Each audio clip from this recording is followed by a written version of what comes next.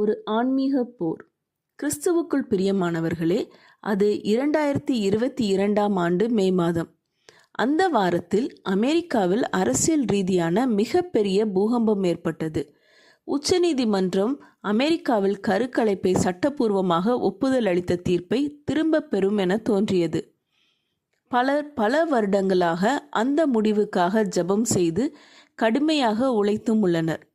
ஆனால் ரோவி வேடின் திருப்பம் என்பது என்னவென்றால், அமெரிக்காவில் கருக்கலைப்பை தடை செய்வதை சட்டமாக மாற்றக்கூடாது என்பதாகும். உண்மையில் ஆர்ப்பாட்டக்காரர்கள் ஒவ்வொருவரும் ஒவ்வொரு மாநிலத்திலும் கருக்கலைப்பை சட்டப்பூர்வமாக அனுமதிக்க கடுமையாக உழைக்க தொடர்வார்கள். சகோதரி நான்சி சொல்கிறார்கள், இங்கே நாம் நினைவில் கொள்ள வேண்டியது, இறுதியில் கருக்கலைப்பு மீதான போராட்டம் ஒரு ஆன்மீக போராட்டம், சட்டப்பூர்வ போராட்டத்தை விட அதிகம். வேதாகமம் நமக்கு சொல்கிறது, நாம் மல்யுத்தம் செய்வது மாம்சத்தோடும் இரத்தத்தோடும் அல்ல, துரைத்தனங்களோடும் அதிகாரங்களோடும் இப்பிரபஞ்சத்தின் அந்தகார லோகாதிபதிகளோடும் வான மண்டலங்களில் உள்ள பொல்லாத ஆவிகளின் சேனைகளோடும் என்று.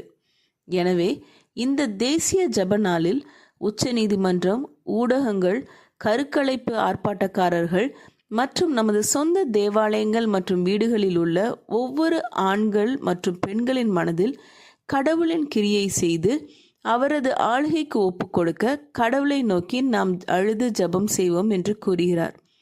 ஜெபம் செய்வோம்.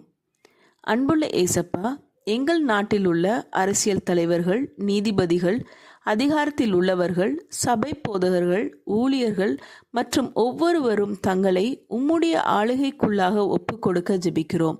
அவர்களின் எல்லா முடிவும் உமக்கு பிரியமானதாக, உமக்கு சித்தமானதாக இருக்க உம்மை நோக்கி ஜெபிக்கிறோம். நீர் பொறுப்பெடுத்து கொள்ளும். இயேசுவின் மூலம் ஜெபிக்கிறோம் பரமபிதாவே, ஆமீன்.